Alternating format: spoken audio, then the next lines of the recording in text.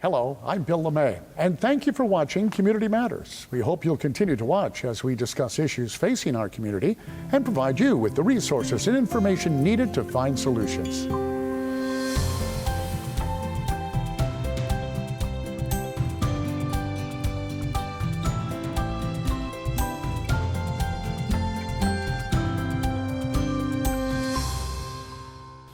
With incredible showcases and countless historical state artifacts, the North Carolina Museum of History in downtown Raleigh has long been a favorite attraction for residents and visitors. Here to tell us all about it is the museum's director, Ken Howard. Ken, good to see you. Welcome to the program. Thank you, Bill. Glad to be here. Thanks for having me. Who doesn't love that museum? It is wonderful. Can you tell us, I know what you do, but a lot of people may not know. Would you mind? What is it that you do at the museum? Well, we collect and preserve artifacts of North Carolina history and educate the public on the history of our great state.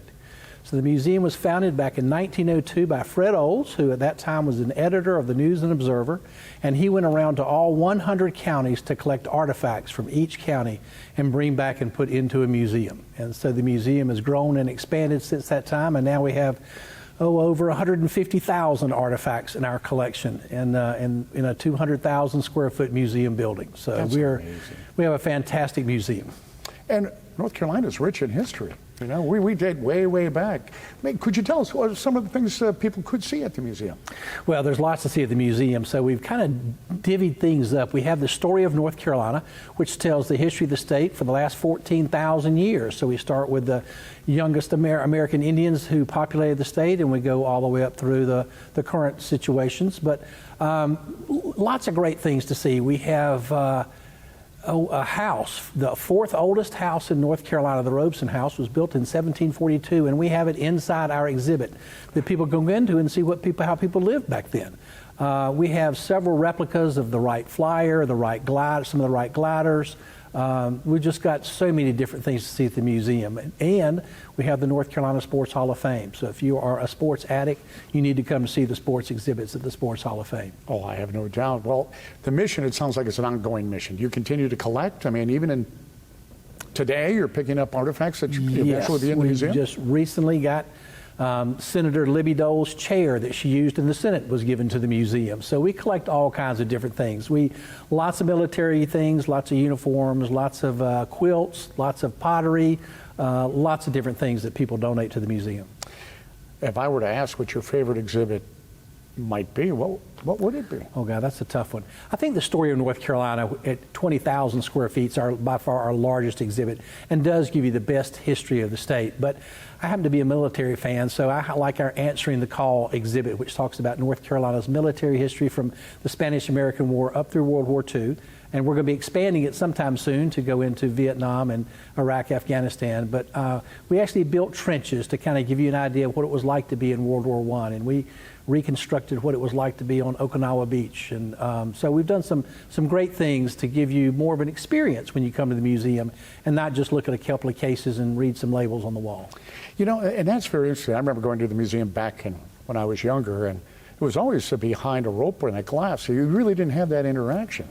And today, you know, for families who are thinking about doing something, what a great place to go. Now, if they haven't been to the museum in a while, that's okay, because it's ever changing, isn't it? Right. We're always changing exhibits. What are some of the exhibits we might see in the near future? Well, the newest exhibit we're working on is North Carolina A to Z. So all the different things about North Carolina told by the alphabet. So, of course, B is for basketball. And so we've got all kinds of basketball artifacts. We've got part of it will be I for infections, and we have an iron lung. For those who you remember polio years and years and years ago, people had to sit in an iron lung to help them breathe, and so we actually have an iron lung from years and years ago. For Variety Vacation Land, we have the kicking machine. How many times did you ever see, boy, I just kicked myself for doing that? Well, this gentleman built a kicking machine that sat down in eastern North Carolina, that if you were going down to the beach, you'd go by his place, and if you want to get out and kick yourself, you could do that too. So we have that on the exhibit too.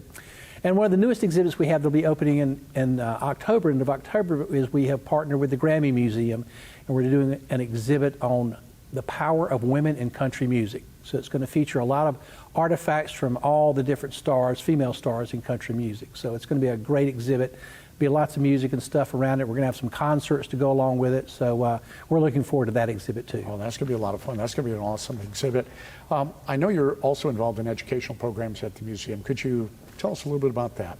We do lots of educational programs. We have one group called Beyond the Exhibits, and they reach out and do programs for schools. So we will broadcast programs out on the internet for schools to participate in. We do things like History in a Box kit, where we actually build a history lesson and with reproduction artifacts and send that out to schools. So those are what we're doing for our outreach. But programs inside the museum, we do kids programs about 3 or 4 times a month. We'll have like a reading session where younger families can come in and sit down with one of our curators and read a story and listen to some information about North Carolina history.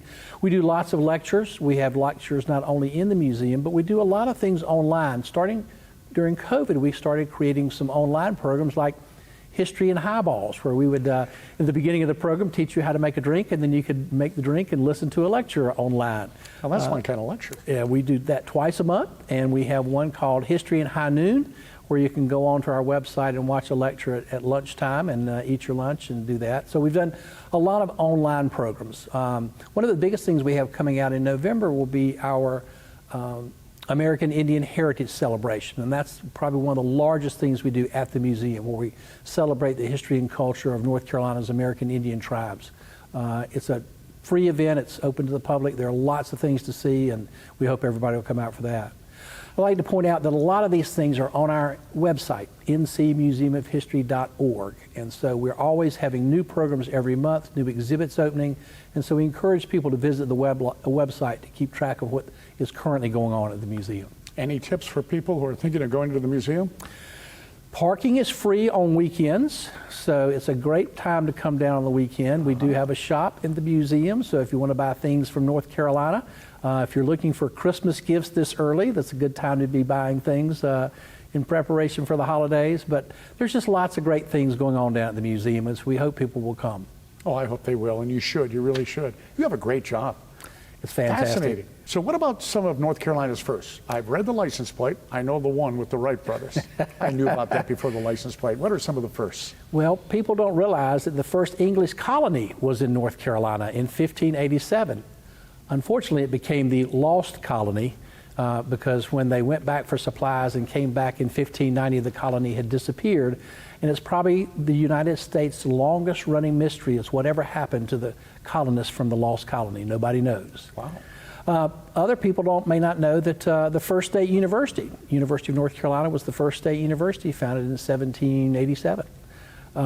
Babe Ruth hit his first home run in Fayetteville, North Carolina in 1914. Wow. Yep.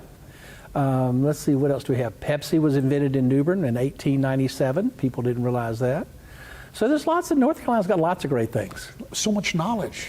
You'll be able to be the life of the party if you get all these tidbits.